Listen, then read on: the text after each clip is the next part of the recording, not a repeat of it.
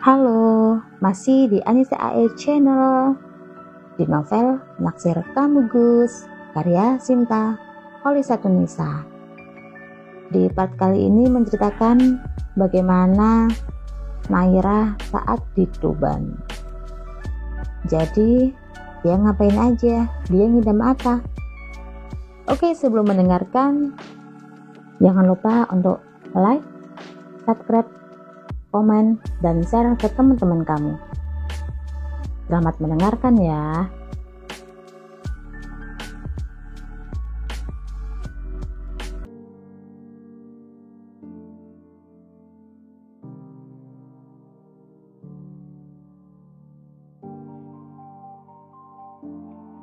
Sekalipun aku ingin melupakan, rasanya begitu sulit. Terkadang rindu itu datang dengan sendirinya, seperti sekarang. Setelah kami kemarin mengunjungi tempat wisata di Tuban, Ulfa sekarang kembali mengajakku untuk menemaninya mencari kuliner. Makanan pertama yang akan kami cari ialah garang asam. Makanan yang berbahan dasar dari ayam yang diberi kuah santan dan dibungkus dengan daun pisang pada saat dimasak. Selain itu, garang asam juga memiliki cita rasa asam serta pedas yang sangat menyatu. Tempat yang paling tepat untuk menikmati masakan ini adalah Rumah Makan Rahayu di Jalan Basuki Rahmat nomor 135, karena harganya dibanderol dengan sangat murah, yakni 10.000 per porsinya. Aku merasa senang bisa melihat kebahagiaan di wajah Ulfa.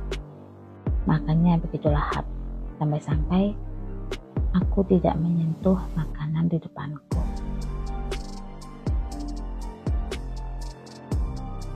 Enak, tanyaku pada Ulfa, dan mendapat anggukan saja.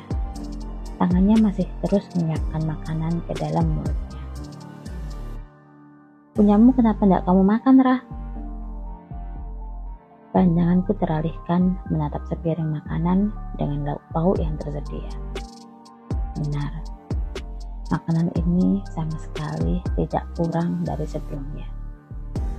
Atau bisa dibilang masih utuh, tanpa kusentuh sedikit pun. Aku menggeleng. Kenapa? Tanyanya menyelidik. Enggak nafsu, Pak, ucapku lirih. Tak terasa buliran kristal jatuh begitu saja dari sudut mata, membasahi kedua pipi. Jujur, ucapan Ulfa tadi sama sekali tidak ada kata bentakan sedikit pun. Tapi kenapa aku menangis ketika mendengar kata-katanya? Loh, kok malah nangis, Rah? Aku nanyanya baik-baik loh ya, aku nggak bentak kamu. Jadi jangan nangis, nanti dilihatin banyak orang. Dikira orang aku marahin kamu lagi. Tangan Ulfa menyodorkan satu lembar tisu ke arahku. Tanganku menerimanya. Kemudian kugunakan untuk membersihkan sisa-sisa air mata. Nah gitu dong, jangan nangis. Aku mengangguk kembali. Diam-diam mataku melirik pedagang kaki lima yang menjajakan dagangannya di pinggir jalan. Dari nama gerobaknya, pedagang itu menjajakan makanan yang terbuat dari tepung beras, gula merah, daun pandan, garam, santan, serta parutan kelapa, dan dililit menggunakan daun sewalan. Dan memiliki bentuk lonjong panjang mirip trompet, tetapi beraroma sangat harum. Lagi liatin apa sih, Rah? Kok gitu banget? Ucap Ulfa yang membuatku terlonjak kaget. Itu lagi liatin pedagang tumbek, tunjukku ke arah jalanan, dan mendapat anggukan dari Ulfa. Kamu pengen? Pengen banget malah. Udah, punyaku kamu bungkus aja. Tanganku menyodorkan sepiring garang asam yang masih utuh ke arahnya. Siap. Selesai kami membayar, aku dan Ulfa segera pergi. Dan tak lupa diriku membeli dumbek dari pedagang tadi. Siang ini udara kota begitu dingin. Mendung kembali menghitam. Aku duduk termenung di dekat jendela, menatap halaman rumah yang ditumbuhi beberapa bunga. Pikiranku berkelana memikirkan bagaimana keadaan pesantren Al-Anwar setelah 2 hari kutinggalkan. Dari harian ini, tanganku tak menyentuh gawai milikku sama sekali. Entah ada pesan ataupun tidak, aku tidak tahu. Mungkin saja saat ini Bos Zilan tidak peduli lagi padaku, meskipun diriku masih memikirkannya. Ngelamunin apa sih, Ra? Aku menggeleng. Gak melamun kok, Fa, cuma mikirin gimana keadaan Pondok Al-Anwar seusai kita tinggal. Pasti Intan nyari kamu, Fa. Soalnya kamu pergi gak kasih tahu dia.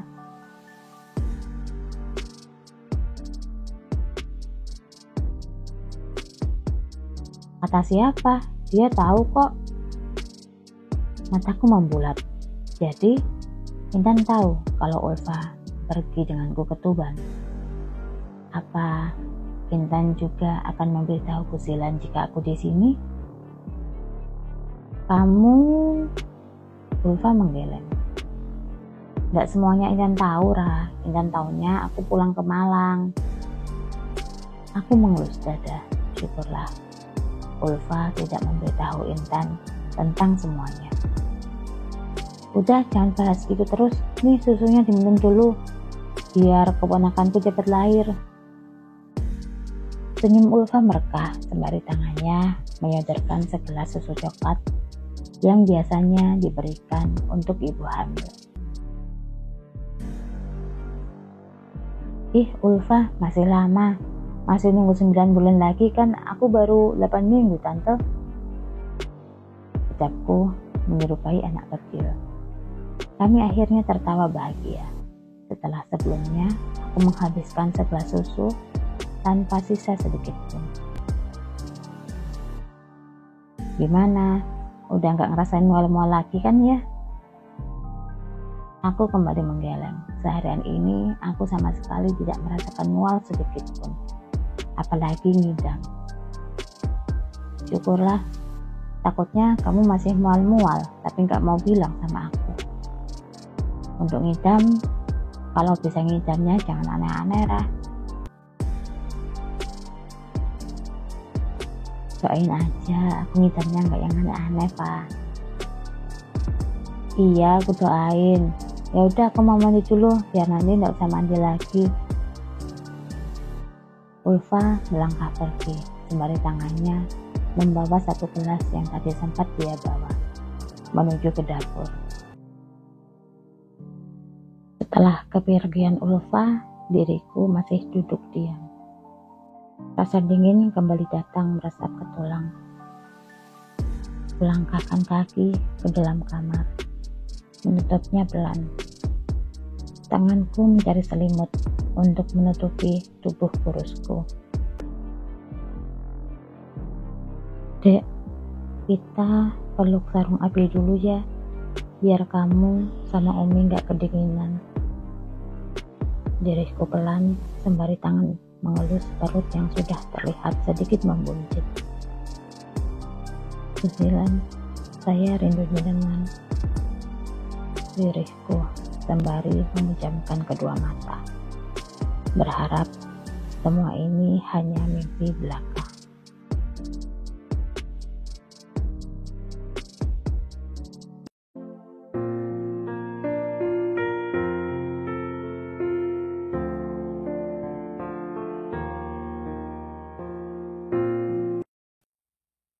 Sore-sore begini, aku dan Ulfa jalan-jalan saja di sekitar kompleks. Banyak anak-anak kecil yang bermain di pelataran rumahnya. Tak banyak ibu-ibu yang menyapa. Dan kubalas dengan jawaban seadanya. Loh, Mbak Naira kapan pulangnya? Kok nggak sama suami? Tanya Bi Ijah yang saat itu tengah menyapu halaman rumahnya yang kotor. Dengan banyaknya dedaunan di tanah. Iya Bi, baru kemarin. Suaminya kok nggak ikut toh Mbak? Tanya Bi Ijah kembali. Cukup lama aku berpikir kata-kata apa yang cocok untuk menjawab pertanyaan Bi Ijah.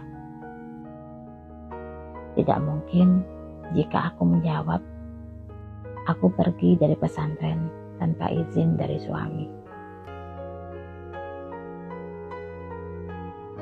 Suami saya ngurus pesantren, Bi, jadi nggak bisa ikut ke sini. Ucapku dengan kebohongan. Dan itu sudah membuat Bi Ijah manggut-manggut percaya dengan ucapanku barusan. Itu siapanya Mbak? Tanya Bi Ijah lagi. Ini teman saya Bi, namanya Ulfa, kayak anak Bi Ijah. Tuturku pada Bi Ijah dan beliau hanya tersenyum ketika mendengarnya. Bi Ijah sendiri adalah sosok yang baik ketika Umi masih hidup. Beliaulah yang selalu bertantang ke rumah hanya untuk memberikan beberapa snack untuk diberikan padaku ketika Umi dan Abah akan datang berkunjung. Makanya tak ayal jika aku dan Bi Ijah sangat dekat. Apalagi Ulfa, anak Bi Ijah. Dia pun sudah kuanggap sebagai adik angkat. Anaknya Bi Ijah cewek apa cowok? Tanya Ulfa yang ikut duduk di kursi yang sama denganku. Aku mampir sebentar ke rumah Bi Ijah hanya untuk bersilaturahmi kepada beliau dan ingin memberikan sebuah hadiah kecil untuk Ulfa. Nanti kamu juga tahu sendiri. Yuk pulang. Ini udah sore banget loh.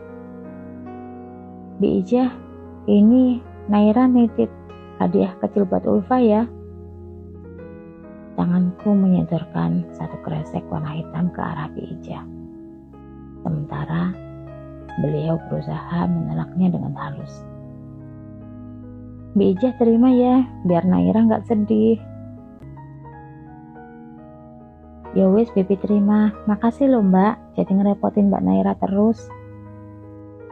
Bi Ijah akhirnya mau menerima kresek yang kusodorkan, meski sebelumnya ia menolak. Bi Ijah, panggilku pelan-pelan sembari mataku melirik sebuah pohon belimbing yang sudah berbuah masak di pekarangan rumah Bi Ijah. Iya Mbak, tanya Bi Ijah. Itu Bi, boleh nggak Naira minta belimbingnya satu? Tunjukku ke arah pohon belimbing. Pandangan Bi Ijah menurut ke arah tanganku menunjuk. Ya Allah Mbak, ya boleh toh Mbak, cuma belimbing aja kok. Sini tak ambilin. Ucap Bi Ijah sembari mengajakku ke tempat ditanamnya pohon belimbing. Tak lama, satu kresek warna biru kini penuh dengan belimbing madu. Makasih Bi, ucap Ulfa yang saat itu tangannya sudah menjinjing kreseknya. Sementara aku sudah sibuk mencicipi belimbingnya. Rasanya sungguh luar biasa manis. Makanya pelan-pelan Mbak, takutnya nanti tersedak. Aku mengangguk dengan peringatan Bi Ijah. Makasih Bi, udah ngingetin Naira. Habisnya Naira sama dedek bayinya pengen banget makan belimbing Bi. Ungkapku tak sadar. Loh, Mbak Naira hamil kah? Aku mengangguk. Ya sudah Bi, kami pulang dulu ya, ini sudah sore. Besok-besok kami main ke sini lagi. Biar temanku tahu, Ulfa anaknya Bibi itu cewek apa cowok. ungkapku sambil tersenyum geli. Membayangkan reaksi Ulfa bagaimana setelah melihat anaknya Bi Ijah.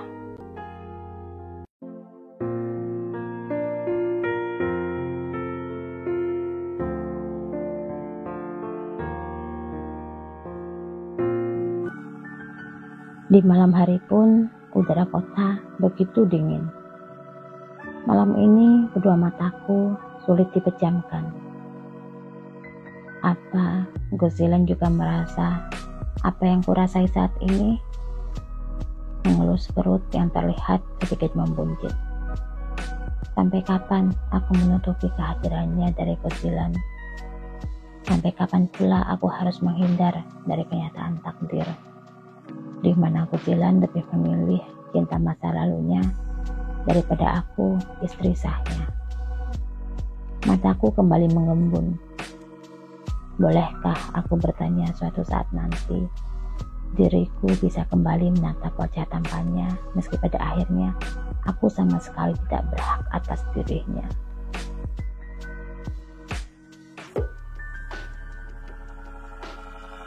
Gozilan, saya rindu jenengan. Lirihku pelan kembali terkubu dalam sangisan. Seharian ini jika aku mengingat kembali tentang Gozilan, rasanya aku benar-benar merindukannya. Apalagi jika nanti anakku lahir, siapa yang akan mengazaninya pertama kali jika bukan ayahnya sendiri? Cuplikan part selanjutnya. Bang Zahid, panggilku sedikit pelan, namun terdengar sedikit manja. Kok Bang Zahid cuma jawab, tanyaku.